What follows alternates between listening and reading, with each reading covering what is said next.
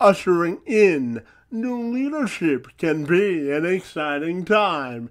It allows for fresh perspective and a chance to create a blueprint for longevity and staying power. Aaron Geisler is the new executive director for Ontario Football, and he joined me this week to discuss the organization's strategic principles and how he hopes to grow and sustain the mission of the organization moving forward. I'm Kevin McShann. Let's have this conversation.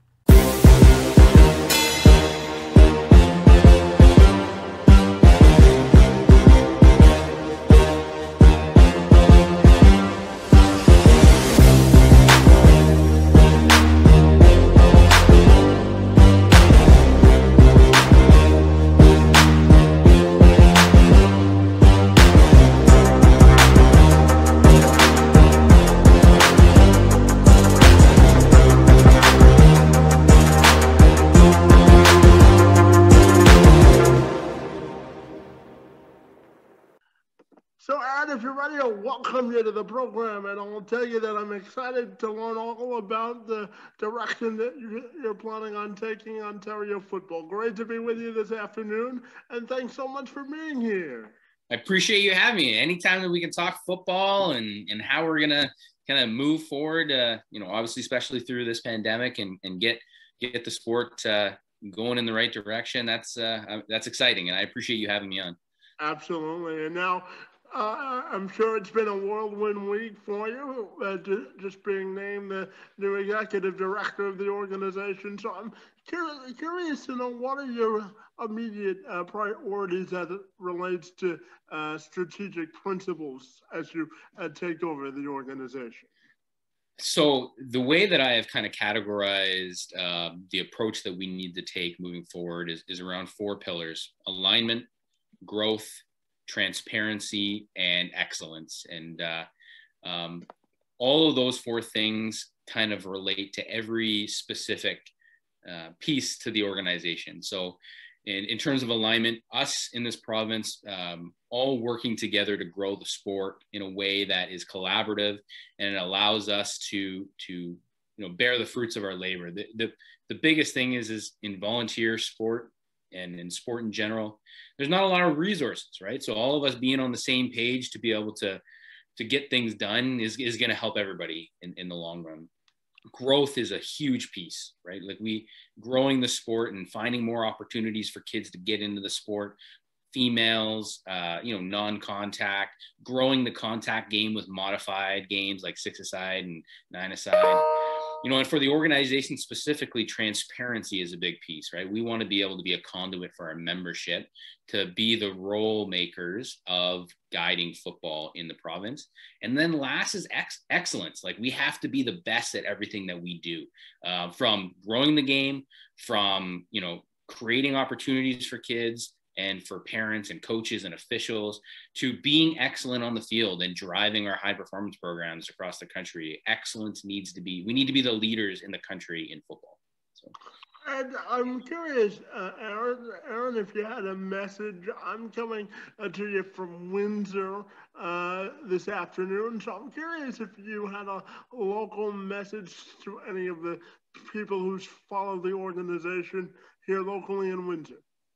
So my big thing is that the pandemic and the challenges that we face as a sport are tough, and the organization moving from here on out as a provincial sport organization is here to get the sport to a spot where we needed to be coming out of all of this. And we'll be here as a resource to ensure that the associations, the leagues, the membership, the participants have a pathway back to this sport. I think that's one of the most important things.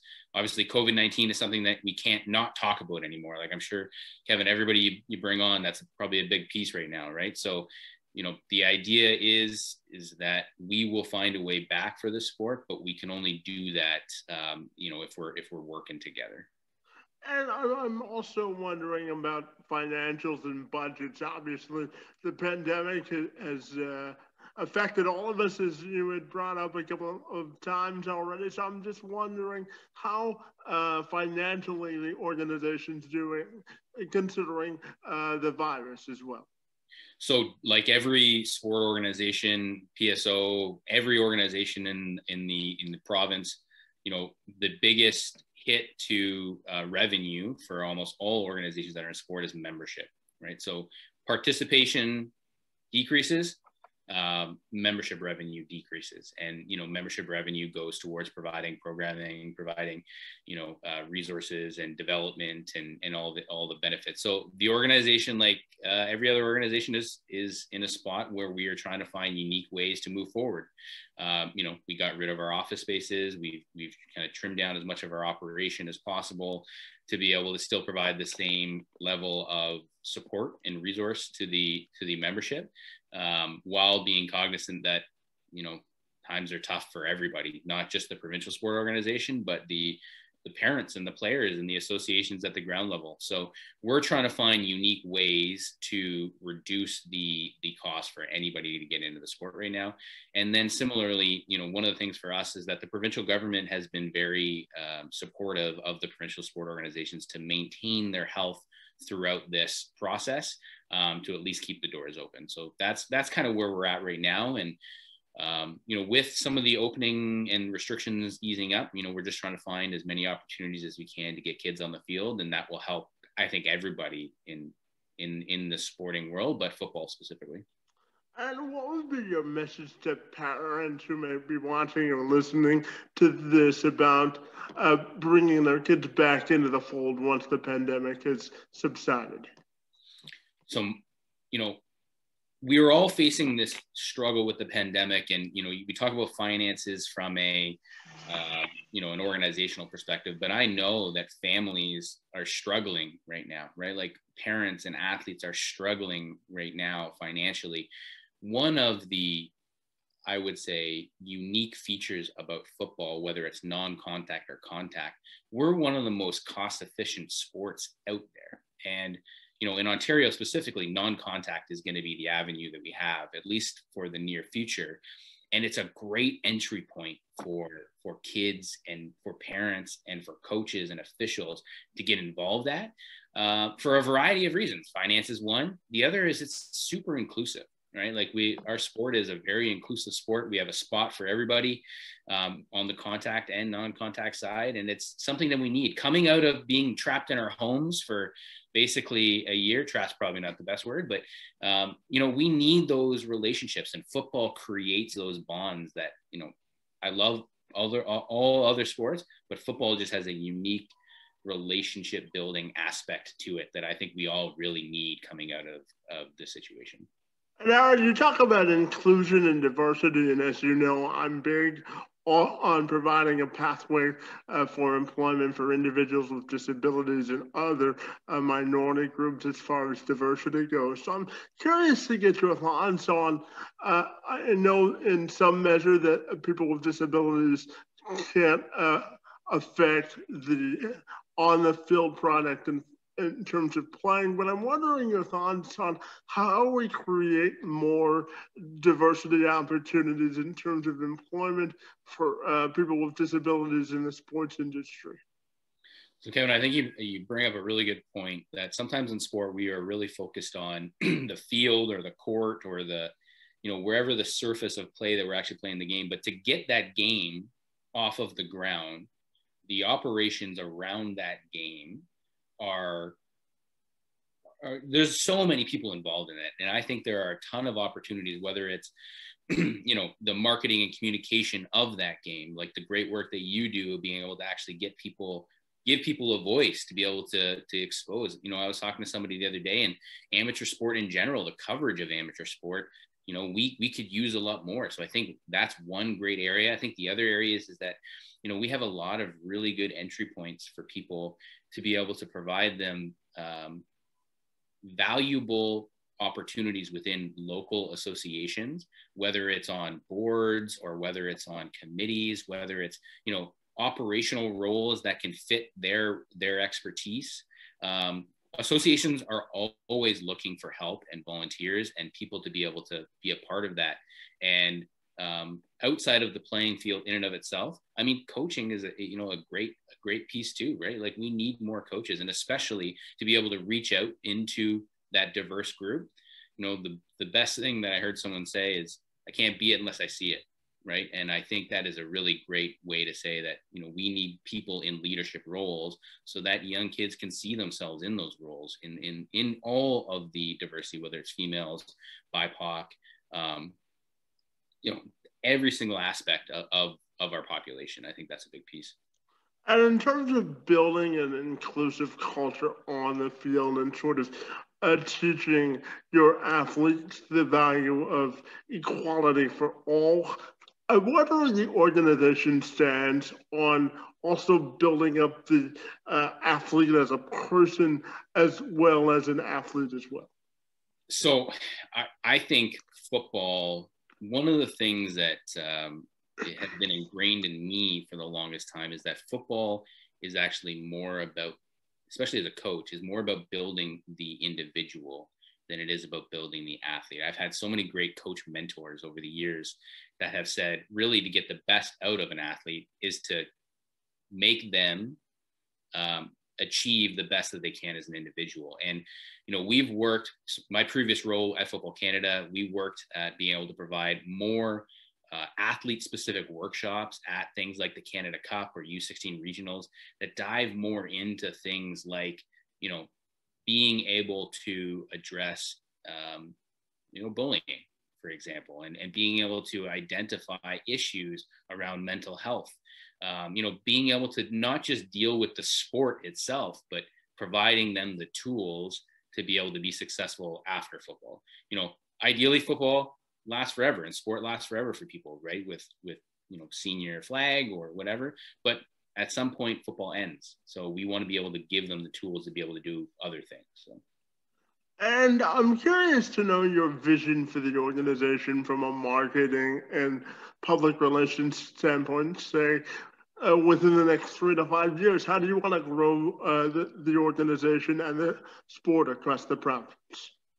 So for me, the first thing has to be collaboration with all our stakeholders. The best way that we can get an aligned message is working with the stakeholders like the OUA, like Football Canada, like U Sports, the CFL, our associations, the leagues, to have a unified message around the value of the sport, and not just the value for our what I would say traditional football athletes, but a open door for new Canadians, more BIPOC athletes, females. There is a ton of demand for female participation pathways, and that can be something that can really strengthen the sport. So for me, over the next 3 to 5 years, it is really about creating an aligned message that we can amplify, that is about driving new participation into the sport and being innovative around how we actually deliver that sport. And you brought it up, so I'll dive in with this follow-up in terms of getting more women involved in the organization, regardless of the role. I'm wondering your plan of execution to do that as well. So we already have several stakeholders within the province that have, really did the starting work to get female football off the ground in Ontario. You can look at the Ontario Women's Intercollegiate League and what they've been able to do to drive 400 athletes and into their organization around, playing the game. We've had some senior tackle crop up in specific areas, and we've had, there's a lot of non-contact touch and flag that happens across the province. So it's really not about reinventing the wheel. It's about empowering the leaders in those areas to take a larger leadership role from a provincial perspective, and then to have conversations with people to see and engage them in getting started in the region. One of the best examples was last year. The Cumberland Panthers out of Ottawa decided that they had a leader that wanted to take charge in growing the program. They started a female specific pathway for tackle football. They had over 100 participants registered in right away. And unfortunately, pandemic kind of put a halt to that. But what that means is that there's a demand. We just have to provide the pathway for those people. And I'm curious also to get your thoughts on your message to the fans once they're allowed back in to watch games as well. What would be your message there, buddy? Well, we need people to support the sport. That's the biggest thing. And, in the interim, it's going to be things like being able to provide support through social media and covering where there is no fans. And hopefully we can, the good thing about 2021 is, we can create a lot of good video content and we can provide opportunities for people to participate. But as we come out of the pandemic, we're all going to be craving the opportunity to be able to get to sporting events and to support local athletes. And I hope that, assuming we can do it all safely, that we can get out and do that to the extent, not only that we used to, but hopefully to, there's a new appreciation for what, getting out to a field used to be like. And I think that hopefully that will be sparked again come the next availability for that. And I know the organization has a 9-point mandate that they're governed by. So I'm wondering if you had sort of a couple of things that people either have a misconception about, or you want to clear up about the quality of play of Ontario football and the product that you provide. Yeah, so one, I think there is the perception that the provincial sport organization is bigger than it is. It is not. Right now we are one professional staff, myself, and we work with a lot of volunteers to be able to drive football in the province. The other thing is that the provincial sport organization in Ontario football is not an organization that is separate from everything else. We need active and engaged volunteers to be able to help drive initiatives in this province and to be bought into the development of football. And myself and my board want to be able to create those opportunities for people to be involved at the provincial level. I want to be down at the grassroots level, and we want to pull people up from the grassroots and from the local associations up to the provincial level. I think the last thing that I would want to touch on is that we're constantly evaluating and looking at where we can provide more value and benefit to the stakeholders in the province. And some of that is, to be quite honest with you, is based around being able to provide new and innovative solutions through technology. That's actually one of the things that I've been working on a lot lately, is trying to find inexpensive and low barrier to entry ways to use tech to alleviate some issues that we have in sport. Absolutely. And I'm also curious to know why you wanted this job, but what excites you about taking over the organization and the future of Ontario football? Yeah, so I wanted this job because this is where football gave me the opportunity to do the things that I've done over the years. I owe a lot to the game of football. I owe a lot to the people who provided me the opportunities to learn and grow as an individual. And Ontario is the place that gave me all those things. And when the opportunity came up, with my role at Football Canada, I understood the landscape and what needed to be done to be able to help drive the conversation forward. And I felt like I would be doing a disservice by not at least trying to help in moving the sport further into the future, especially with the challenges that are being faced right now. So in terms of the organization and the objectives, I kind of go back to those big four pillars. We're going to create alignment by bringing everybody to the table, to starting conversations, to being optimistic about the future of the sport, being transparent with the organization, allowing individuals to be a part of it and to be clear about our mandate and our intentions, growing the game, like we talked about, and Kevin, I really appreciate the fact that, you talk about diversity and being able to have, individuals find a spot in the sport, because I think that is the best way for the sport to grow into the future. And then the last thing is being excellent. And from the organization perspective, that means that we as an organization have to be excellent. We have to provide the value that is necessary to move the sport forward. And, a lot of that is just going to be grinding. Football is all about the grind, every day about the grind, and that's what's going to happen. So it's the same thing about life, isn't it? It sure is. So, Aaron, I'm curious to know about your own personal legacy. How do you want your tenure as executive director to be judged at Ontario Football?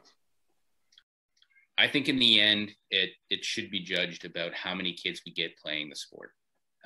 If at the end of my career at Ontario Football, we have more kids and more parents and more coaches and more officials actively engaged in the sport, I hope that is the legacy that I'm able to leave, because it is, in the end, about the participants. How can we get them in the game? One of the coolest things that was provided to me in one of our meetings with one of our stakeholders was that football has a really high stick rate. You get into the sport, you generally stick around for a long time, but we need to get everybody that we can into the sport. And that's how I hope my legacy is talked about.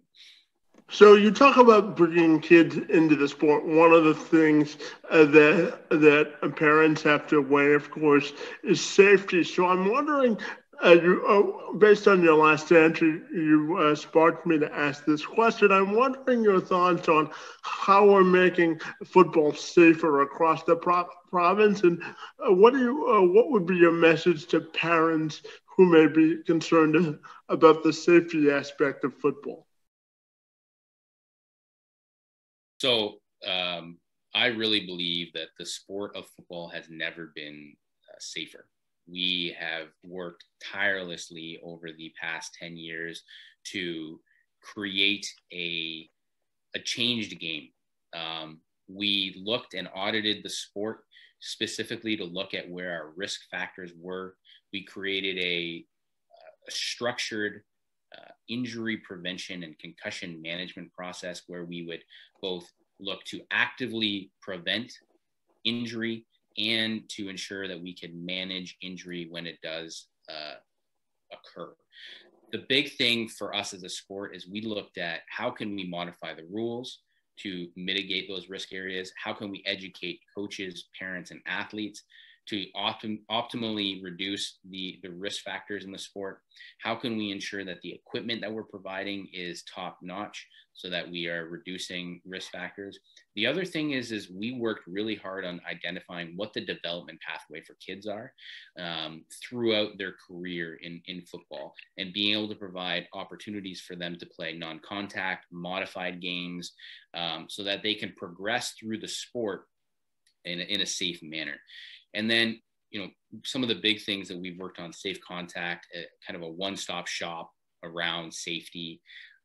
We've engaged with partners. So our insurance provider and broker has provided us a partnership with a company called Players Health that allows our membership to have a 100% free solution to track injuries within the sport electronically through a mobile device. So there's a lot of really new and innovative approaches that we're taking to get the sport even further on the safety side. So if I was to speak to parents, and I do this on a regular basis, especially my friends who are, having kids and trying to engage where they want the sport to be, the sport has never been in a better spot to provide the level of safety that a parent wants their kids to have. And I think that it'll only get better, especially with our engagement with technology and research and Canadian research specifically.